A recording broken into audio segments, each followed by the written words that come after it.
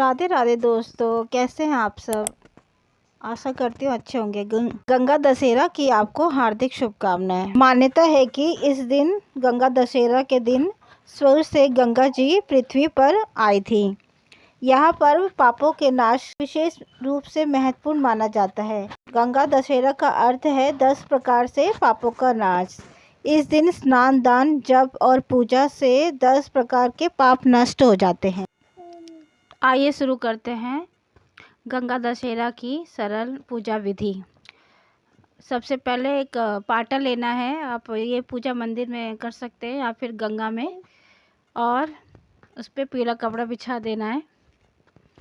और फिर एक परात लेनी है।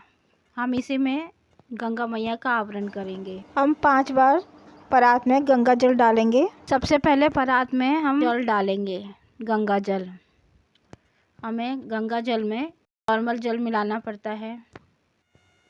और साथ ही साथ शिव जी की पूजा करेंगे। शिव जी का अभिषेक मैं कर चुकी हूँ। आप चाहे पहले कर लीजिए या साथ ही साथ शिव जी का अभिषेक कर दीजिए। शिव जी को चंदन से तिलक लगा देते हैं, साथ के साथ गंगा मैया को भी।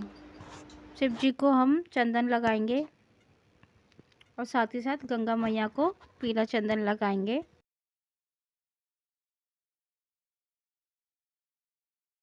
गंगा दशहरा पे 10 अंक का विशेष महत्व होता है, इसलिए हम 10 जगह टीके लगाएंगे। अब रोली से भी हम 10 जगह टीका लगा देंगे।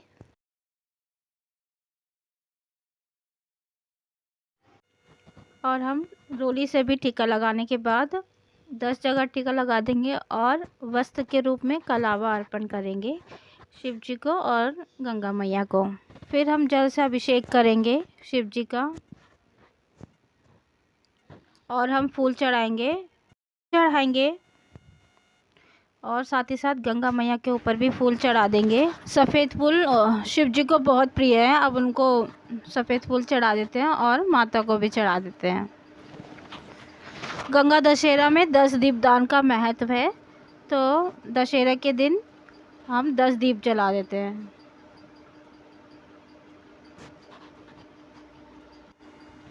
हम शिव जी के पास दिए रख देते हैं और गंगा जी में रख देते हैं दिए।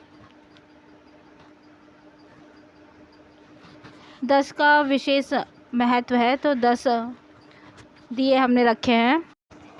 आप गंगा दशहरा पे 10 फूल अर्पण कर सकते हैं या 10 बसाते 10 तरह का भोग अर्पण कर सकते हैं। आप कुछ भी 10 प्रकार की वस्तुएं अर्पण कर सकते हैं।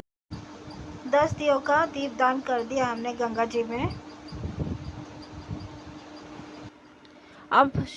अब भोग लगा देते हैं। भोग में आप कुछ भी ऋतु फल ले सकते हैं, खरबूजा, आम, ककड़ी, खीरा।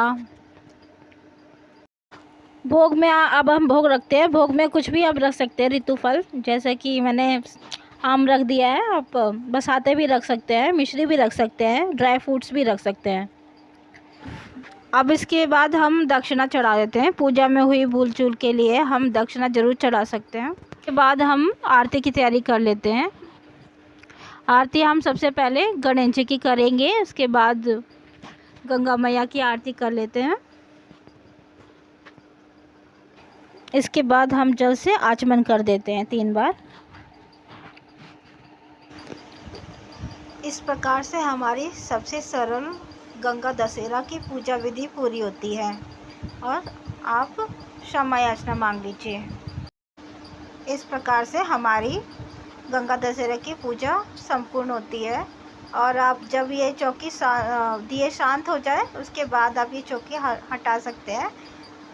सारा सामान आप हो सके तो गंगा जी में विसर्जन कर दीजिए, नहीं तो आप इनका जल किसी भी पेड़ पौधे में डाल सकते हैं, तुलसी को छोड़ के, क्योंकि इसमें शिव जी की भी पूजा हुई है। साथ के साथ आप किसी पेड़ पौधे में डाल सकते हैं।